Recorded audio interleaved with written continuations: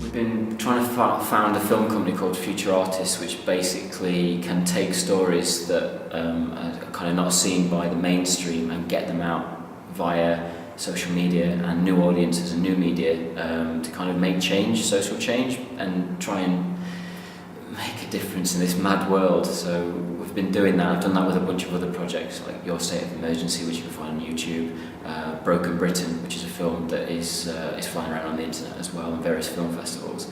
And that led to, I suppose this is kind of a trilogy now, with The Lost Generation, which is a film that has got a story. It's a movie, but there's kind of this whole movement behind it, which kind of keys into the big zeitgeist that's happening at the moment. So a whole bunch of stuff, really.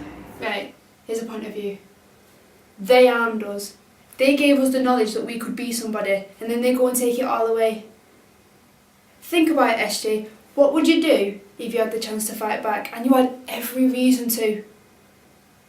What would you do? Project Lost Generation basically is a film about a reality TV star called SJ, and she's put into kind of gladiatorial combat by TV and film producers that are working on behalf of a corrupt government for basically everyone's entertainment. And she's rescued, SJ is rescued by a group called The Unknown, which are an underground group that are basically rallying against corrupt media. And it kind of is an allegory to current events that are happening right now. Everything from kind of the phone hacking scandal to police being paid off to politicians stirring up kind of panic buying and all this sort of stuff. How the media is used to manipulate the general public into thinking one thing when they go away and do something else. So the film is kind of a comment on all that, and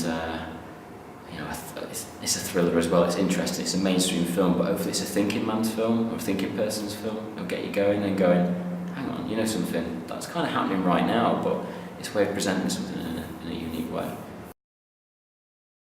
Shots that we're going to apply effects to, so we need to make it look like she's firing the gun, so big muzzle flash and then reflected onto the gun and also onto her and the wall, and then maybe a bit of smoke coming out.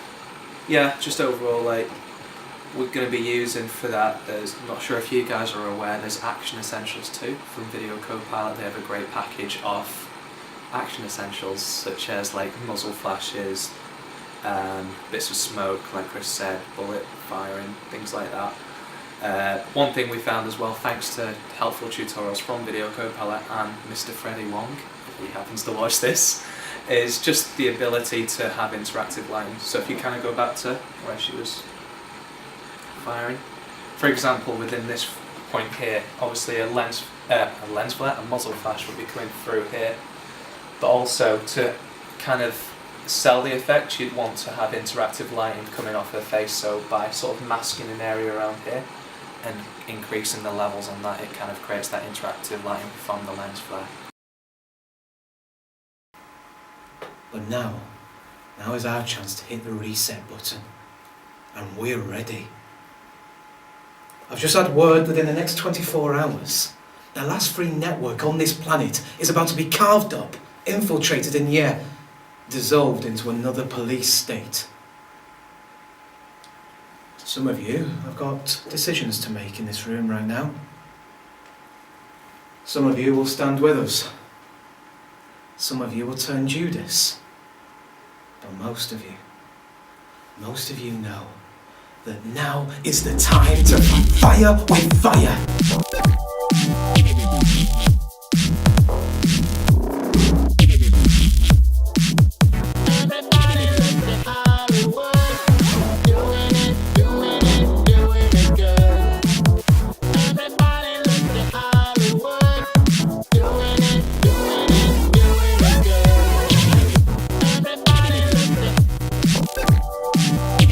Today we've been shooting scenes in the Unknown Lair, which are kind of our anarchist group, the good guys of the film.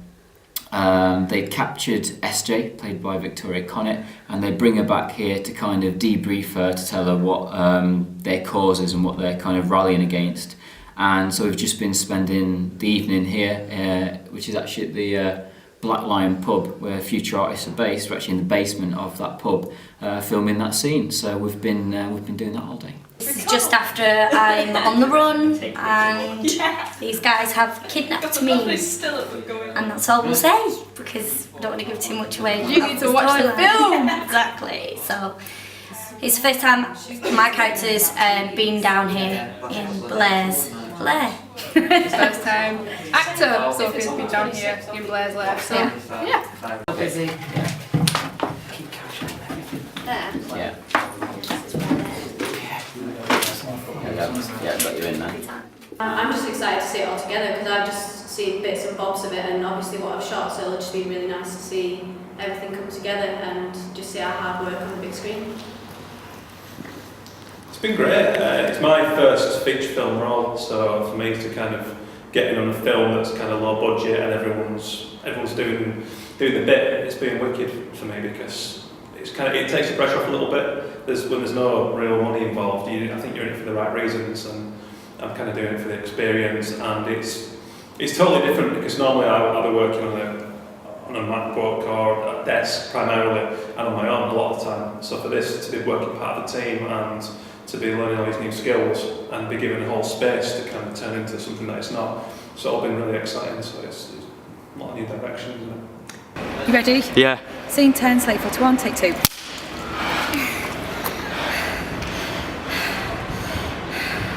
Slowly, camera moves, guys. One of the most important things that I'm seeing is a really young cast and crew coming together on their first film and being really professional about it. And because if you give kind of young people the chance to shine and give them like all the responsibility, they'll make it happen and they'll step up. And every time we've worked on the film set, it's been like being on a professional crew. I've worked for the BBC, I've worked for Sky, I've worked for ITV, I've worked on feature films. And the set that we've had from the off has been ultra professional. And that's a credit to these young guys and girls that are basically making it happen, and they're taking ownership of this. So really, this project is theirs, and if they're the so-called lost generation, I'm not seeing any of that. I'm seeing a generation that's full of hope and opportunity, and hopefully this project will show the world what people can really do, outside of the mainstream, outside of the industry.